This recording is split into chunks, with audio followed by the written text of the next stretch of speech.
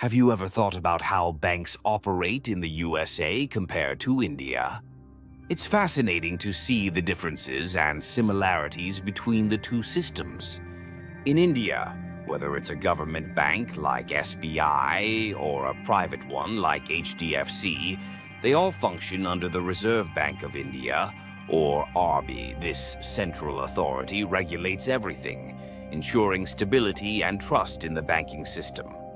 In the USA, things are a bit different. Banks are primarily divided into two categories: national banks like Chase and Bank of America, and regional or community banks. These institutions are regulated by the Federal Reserve System, which is somewhat like the RBI, but has its own unique structure and functions. Now, let's talk about opening a bank account. In India, you typically need an Aadhaar card, a PAN card, and a bunch of other documents. It can feel like a mini marathon just to get started. In contrast, in the USA, you need a social security number, a valid ID, and proof of address. It's a bit simpler, but still requires some paperwork. When it comes to services, there are some notable differences. In India, interest rates on savings accounts tend to be higher, which is great for savers. However, you might face frequent ATM charges and penalties for not maintaining a minimum balance.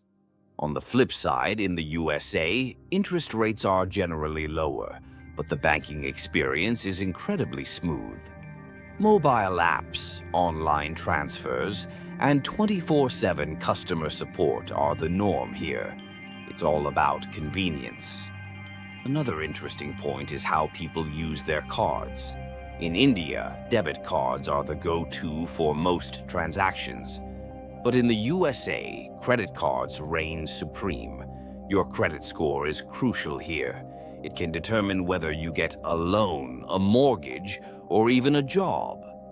Every financial move you make, like paying your bills on time, affects your credit score, which adds a layer of responsibility to managing your finances.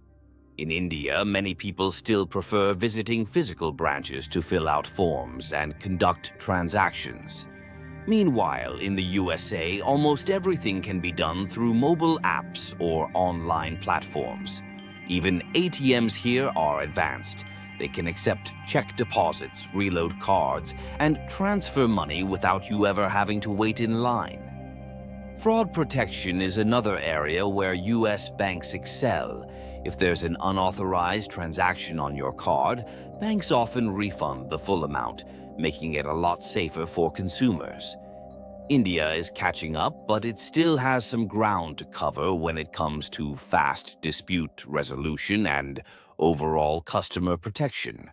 So, while banks in both countries serve the same fundamental purpose, they operate in very different ways. India is rapidly embracing digital banking, but the USA currently leads with more advanced technology and a robust credit-based system. It's an evolving landscape, and it's exciting to see how both countries adapt to the changing financial world.